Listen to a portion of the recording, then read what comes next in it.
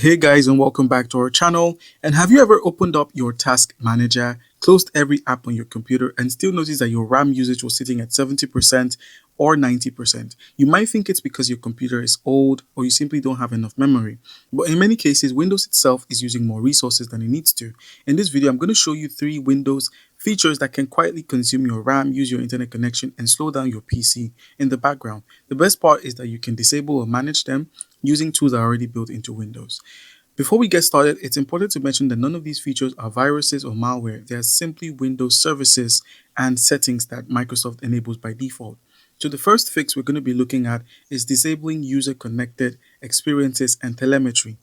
This Windows service collects diagnostic information about how your computer is being used depending on your Windows settings. It may gather information such as app usage, system performance, and error reports, which can then be sent to Microsoft to help improve Windows. While this service isn't harmful, many users don't need it running all the time, especially if they want to reduce unnecessary background activity.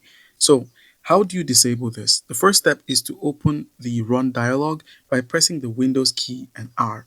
Now it's going to open, and all you need to type is services.msc and then click on OK. So it's going to go ahead and open up.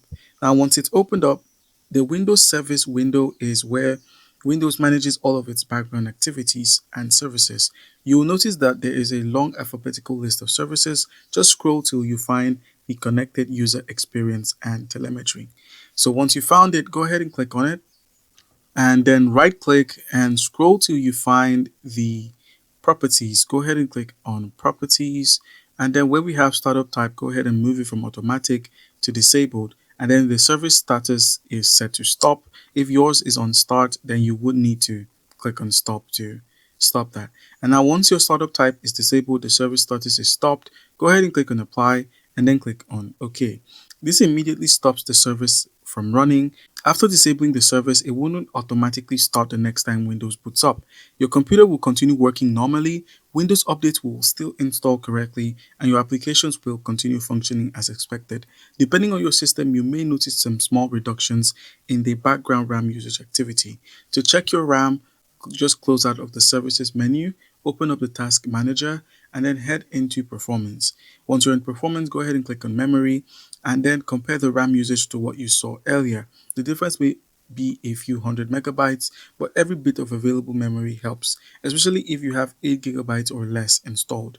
Now let's move on to the next Windows feature that many people don't even realize is enabled by default, and one that can use both your internet connection and your computer's resources in the background. The next step we're talking about is turning off the delivery optimization. This is a Windows feature that helps distribute Windows updates more efficiently. So instead of only downloading updates directly from Microsoft servers, your computer can also share parts of the updates with other PCs on your local network. So how do you go about disabling the delivery optimization on Windows 11?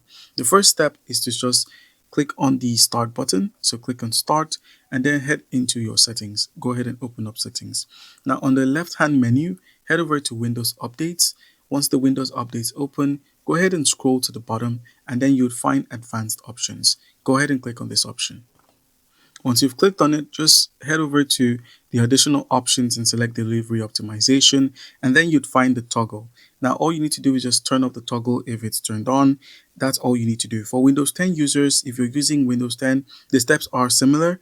All you need to do is open settings, head into update and security, and just turn off delivery optimization. If the allow downloads from other PCs is enabled, just disable it and Windows will stop sharing your update files from your computer. That is for Windows 10.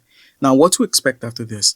Disabling the delivery optimization does not prevent Windows from downloading your updates. Your computer will continue receiving Windows updates normally directly from Microsoft's servers.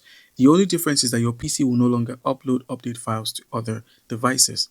For many users, this can help reduce unnecessary background network activity, especially on smaller, slower metered internet connections. And then all you need to do is now check your network activity. So just close out of the settings panel, head back to the task manager, and then from performance, just head into Wi-Fi or Ethernet, depending on your connection. You should notice that background network activity has decreased, particularly when Windows isn't actively downloading updates. This optimization can reduce background CPU activity during update periods. Now let's head over to the final fix. This is one that usually provides the biggest visual differences.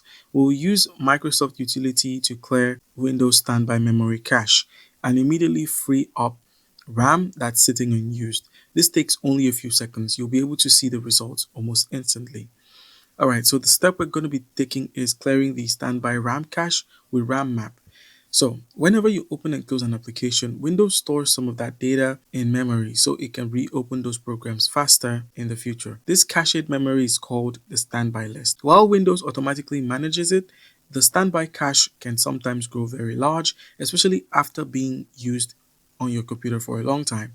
So in order to do this or get the RAM map, open up your browser, use the search to search for RAM map Microsoft sys internals, and then click on this link. It's going to take you here. Once this opens, go ahead and click on download RAM map. So click on this option and the download will begin. Once the download is completed, go ahead and click on open file and you're going to be taken over to your downloads. All you need to do is just simply right click on the RAM map and then head into extract all and then select the location for extraction. Once you've done the extraction, just open up the file and then you're going to see the RAM map as an application here. All you need to do is just double click on it and click on yes, and then it's going to open up a small window. So let's go ahead and close the browser and all of your processes would be shown here. Now you can view your memory usage once RAMMap opens. You'll see a detailed breakdown of how Windows is currently using your memory.